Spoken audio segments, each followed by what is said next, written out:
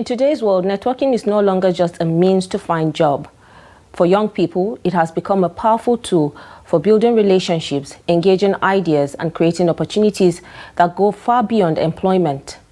While many youths often see networking only through the lenses of job hunting, the truth is it plays a much broader role in personal growth, mentorship, entrepreneurship, and even community development.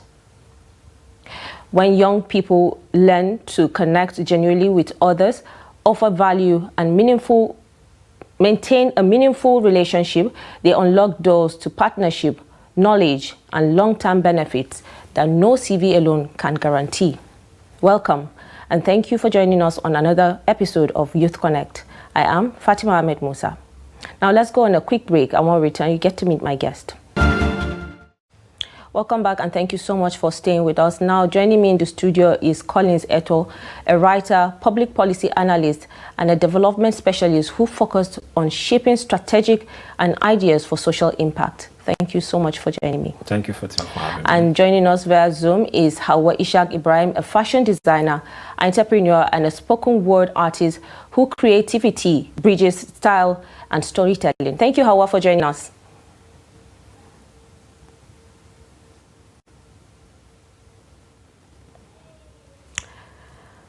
All right, so let's go into the discussion proper.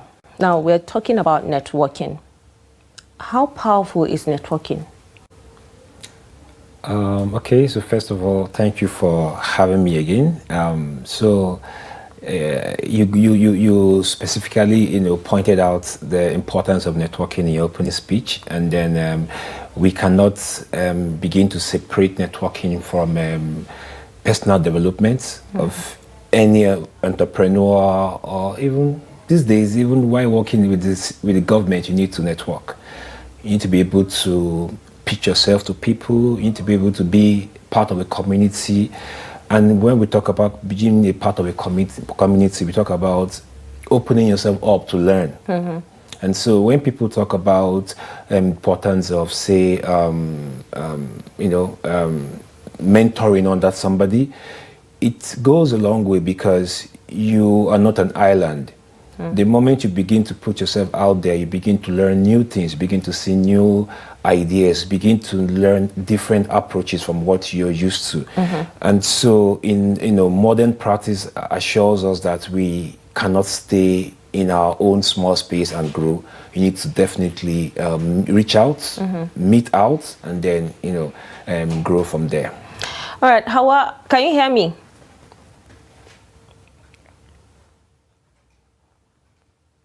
Is Hauwa still with us? Yes, I can hear you. Good afternoon. So good afternoon. Thank you so much for joining us. Earlier, I didn't get to hear you clearly. So you have been an entrepreneur for, let's say, over 6 years now, and probably even more. How has networking contributed to your business growth and your overall success? Okay, first of all, if we're going to look at networking, the aspect of networking, we have to look at it from two perspectives. And if I'm going to talk about how much it has influenced and built my business to this point, right from the beginning to the end, I would say I'm going to discourse on the positive aspect of networking. Why? Because, and also there is also the negative aspect. So this has skyrocketed to a certain point, the level at which my business grew from maybe a 0% or a 10% to 90% of where we are today. And it happened through meeting people, telling your stories to these people, either physically, either via social media. It happened through you expressing yourself and telling them about the need for them to see what you're doing and to understand the importance and the vision, the dream that you've seen in what you're doing, and they also buy it.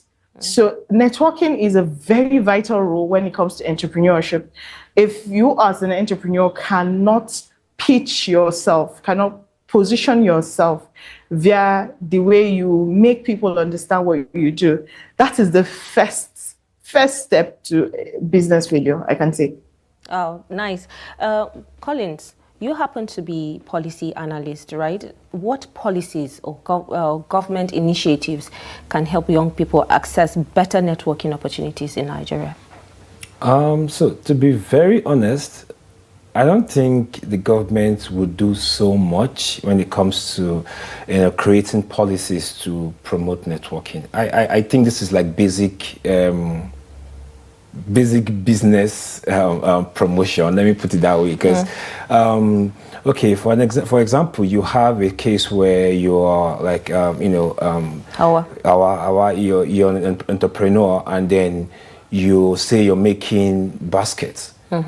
And then you want to grow your business maybe from one stage to the next stage. You need to meet the right people. You need to ask the right questions, and then you can't answer those questions in your bedroom or working alone. And so I have this group, I go for their programs once in a while. They call it the Founders Friday. And so it's like a very good amount of founders come there together to discuss, and then network. And then you see that just by speaking to somebody, you're getting a different view from what you already know. You think you know too much, speak to a founder too, and he tells you, I did this to succeed this way. And then you're like, wow, I didn't think of it like this. And so you put yourself in that space where you begin to learn new things, unlearn, relearn, and also learn new things. So when you talk about the government, I don't think the government would do so much when it comes to asking people to network. It's your business. You need to move. You need to grow. So yeah, I would put that on the part of the entrepreneurs, not on the government. Oh, but are there policies that it can be easily, can be made easy for young people to access networking? Yeah. So against policies, I would like to say. Platforms. I would like to also say, the government has gone far enough to, to promote the ease of doing business, and then some other things that are cropping up with the, say, Ministry of the Creative Economy, and then the Ministry of Communication. So they are doing a lot of things around tech, and a lot of things revolve around tech these days when it comes to the promotion of the economy. So yeah, people can begin to take advantage of this platforms that are cropping here and there, moving out of their closed spaces and meeting up with people. And so a lot of the networking opportunities we have in the country today are being organized by the private sector, to be very honest. The government will just come there and just look around and go, because largely they don't even need you to go and to make their money. But you need people to make your money. Hauwa, I mean, you heard what Collins just said, but we know that in Nigeria, to some extent, we know that networking is when you know someone who knows who is what is playing out here. Do you believe that that's the best way, for people to have networking, access to networking, especially for young people? No, I don't believe so. I believe that we could do better than just who you know and who your cycle are, because there are actually programs or events or series of summits, conferences that could be the channel to you meeting the right people for your business. Networking doesn't have to be just because I know this person and that's it. No, you don't actually need to know anybody for you to network with this person. It is how good you're able to tell your story, how good you're able to pitch yourself is when you would, that's what networking is all about. Now, for example, we have certain programs that they are even government organized, apart from the private organized ones. You get to meet people there. For example, the MSME conference, though sometimes you have to register for these things before you get there, but it's still something that when you get there, you will meet people. Now, it is left for you to do your due diligence by saying, oh, my name is Hauwa Ishaq Ibrahim, I am this and this and that. That is how you get to meet people, because obviously, even the person that they did not fall from heaven, you understand? You had to have a relationship with that person. So, but, being an entrepreneur, what are some practical ways that young entrepreneurs can build strong connections, even with limited capital? Because I don't want to go as far as, asking how much did you start with and what have you, but with how much do you think they can actually start a business? Okay, I want to get the question clear.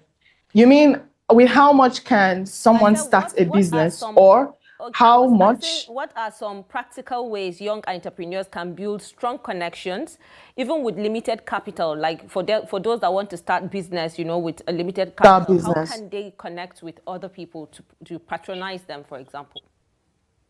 Okay, first, the most easiest part of networking is finding the right spaces to be. Just like Mr. Collins said, he said, you need to get out of your cycle, your close cycle, your comfort zone.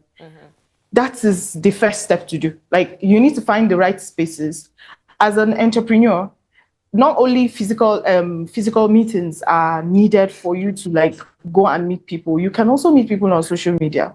Let me give an example. Like, I knew you through someone who I knew on social media, and that is networking. Do you understand? So if you don't even have those access to physical events, you can use the social media. And that's the most cheapest thing that you could use as an entrepreneur, as a business owner, because all you need is just data. But like I said, it is how you tell your story, how you position yourself even on that social media. That's what it's going to sell you. So practically, I would say you need 0 naira to start networking, apart from your data, which is almost always on the phone, and the ability to speak what you do. So are you saying that one can still network without having a business? For example, for those that want to be an entrepreneur, maybe they want to venture into different businesses. So are you saying they can start networking before they even start the business? Oh, of course, yes. You can start networking. Networking doesn't always have to be when you are into the business. You can start networking with people. I've met several mentees that walk up to me and say, "Oh, I want to be like you. I want to be an entrepreneur. I don't even know how to start." They will tell you that they are not into the business, but they have already started networking with people. They have already started telling people that, "Oh, this is what they want to do. This is their passion, or this is what they dream of, envision themselves in the next 5 years." But they are not into the business, and that is also part of networking. So you don't need to be in business before you network. All right. I mean, Collins, you heard what Hauwa just said. One doesn't need to be in business before networking. And, I just, that actually drew my attention to, like our WhatsApp now. When I see you post something, I can screenshot it and also repost and probably add money to whatever, product you're selling just because I want to maybe benefit something. Is that also somehow networking? Okay, so from the word network, it's like building wealth, but not money, but not monetary wealth. So that is not network. That is I don't know. That's been the middleman. Well, at least you'll be able to get people that may, refer to someone. So a lot of important. These days we need to put a very good, amount of importance to referrals to, because just like what Hauwa is saying, there are certain spaces you go to, you just need to connect people together.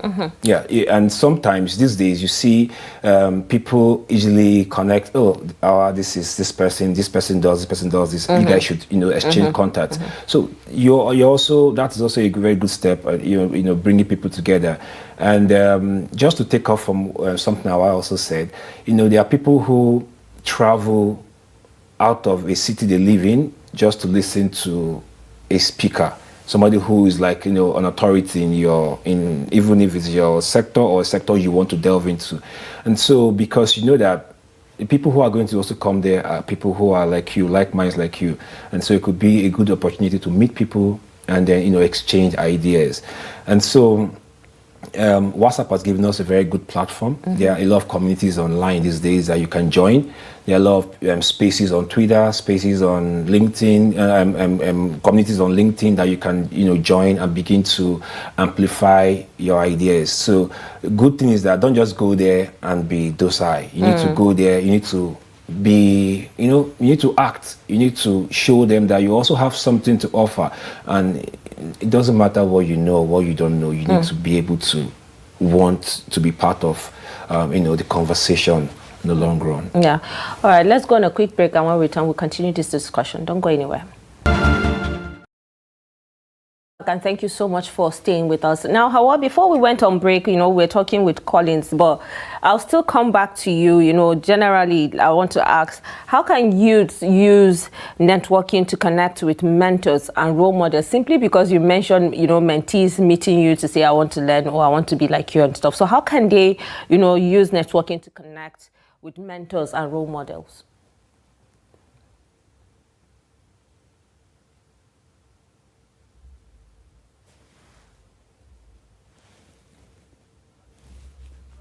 Hauwa, can you unmute yourself? We can't hear you.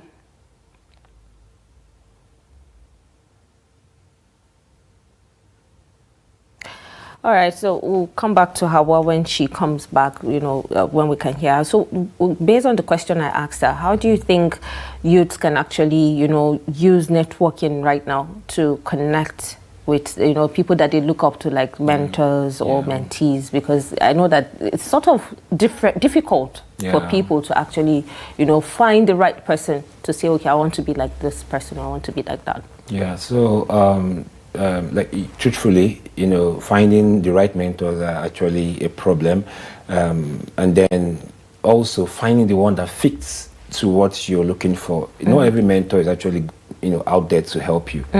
Some people are protective of what they know. You have said to me that you can't die with your knowledge. I remember that saying. So some people are ready to lead you astray if you're not careful, because I've witnessed a few. And so I'll still go back to joining communities. So I have managed to be in the tech space for a while, and then I used to be with a group they call Founder Institute. So they have this very big platform, and over 500 mentors on their platform. And so whenever they have cohorts, even if the people on the cohort is just 8, you have access to about 200 mentors. And so just by registering to even attend any of their seminars, you get exposed to these mentors. So if you're deliberate about a journey, you need to begin to prepare. And so join the right spaces, join the right communities. There are a lot of communities online these days. And then you need to search. Young people these days, we need to use our phones. We use our phones every day to do a lot of things. While you're scrolling through Instagram, you're seeing people who are speaking to something you're passionate about. You can send them a message, a DM on, and say, please, I like what you're doing. Can I learn from you? It doesn't have to be so big. It doesn't have to be somebody who is way above you, somebody far away from you. It could be there are people around that you can always, have access to. And so people need to also leverage on platforms here and there. A lot of people are doing so well. The British Council are organizing a lot of programs. There's one coming up very soon, Startup Africa, in Lagos very soon. Yeah, she mentioned that. So if you're a creative, you need to be there. If you're looking to be serious with your business, you need to head there. You need to head to Lagos. Doesn't matter if you spend 3 days, spend 1 day and get everything you need. You can meet a lot of people there, and then you can begin your... So is this something that people can have access to freely, or is this something that they have to use money to register on this kind of platforms that you're talking about, for example? So a lot of them are free, to be fair. A lot of them are free, and it depends on the kind you're going for. Years ago, we wouldn't have communities where people come and have conversations. But these days, you have even physical communities where people just come together and begin to have, meaningful discussions and begin to promote themselves. And so another way you can also get good mentors is through like your alumni group. Yeah, I'm part of my alumni group proudly, and I know a lot of times we have people they come can connect there, you too. you get and say, okay, what you do, please, we have somebody who can. Even my church group too. We do a lot of networking. So recently we started to do what we call Enrich. So when you bring everybody who are probably authorities in different fields, and then if there are younger ones who want to go into this field, we begin to send them to them. Please speak to this person, advise person on the career and everything. And so we begin to bring out the passion in them. Some of them want to make a move, but like you said, they don't know where to put their legs, and the wrong advice can just lead a lot of these people astray. Hauwa, can you hear me? Okay, so how does building genuine relationships differ from simply collecting contacts? Because I know that a lot of people will collect contacts and just save and probably not even reach out. But how easy or how genuine is it to build a genuine relationship now, aside from just collecting contacts and, you know, moving on? Okay, so to be honest, building a genuine relationship is not that easy because it takes a lot of process that includes the trust that is going to be built between these two people. If entrepreneurs or people go into social circles, they meet people that they want to have in their cycle, because whether be a mentor or a mentee starting a business, already into the business, once you meet this person that, oh, maybe this person has spoken, is a speaker, or you related and you just want to have the person in your cycle, you would collect that person's contact. That starts from there. But now building the relationship now depends on how much your alignment works for you as two people. Now, I'm going to say this, or I'm going to tell you this from my own perspective, that if to other people it may be easy because you'll be like, oh, okay, we could just say hi or talk. If you want to build a genuine relationship, especially in entrepreneurship, like with people that you know have value to offer you, you also have to have value to offer them, no matter how little it is. So when Mr. Collins talked about people coming to your DM, oh, I love what you do, can I learn from you? Not everybody will say yes to that because it's just, okay, you want to learn from me. What exactly do you want to learn? How do you want to learn it? What do you want to do with what you have learned? You have not given that person the value that he should see from you. So building genuine relationships starts with trust process and also the value that you have to give to that person, aside along with what you would collect from that person. Yeah, I agree with you on that. You know, but Collins, just in 2 minutes, how can youth shift their mindset from asking for favors to, you know, offering value in their networking efforts rather than just, you know, always coming to say, I need favor, I need favor, you know? So how do you think they can actually balance it? Okay, so this is dicey. It's very dicey, yeah. Coming from a place like Nigeria, culturally, a lot of things we didn't learn while growing up, we are forced to learn them now. And so a lot of times people come off like they just want to benefit from you without offering anything. Yes, what Hauwa said is actually correct. But then again, I think there's a big shift from how people, you know, relate when it comes to networking these days. And a lot of times it has to do with their presentation. Yeah, for example, you're a tailor, you go to an event hoping to meet new clients, you dress very good, you know, present yourself good and say, I'm a tailor. And the person says, oh, wow, I see, I would like to work with you. So it should be something that you sell yourself even before you open your mouth to speak. Yeah. And so when you say I tailor, I look at you, you're looking so shabby. I feel like there's something wrong here. You want to ask me for something else, not you get. So it has to do with you know, being ready at all times. I spoke about bringing your value. Yes, truthfully, you have to be ready. If the person tells you, okay, pitch to me in 1 minute, then you begin to stutter.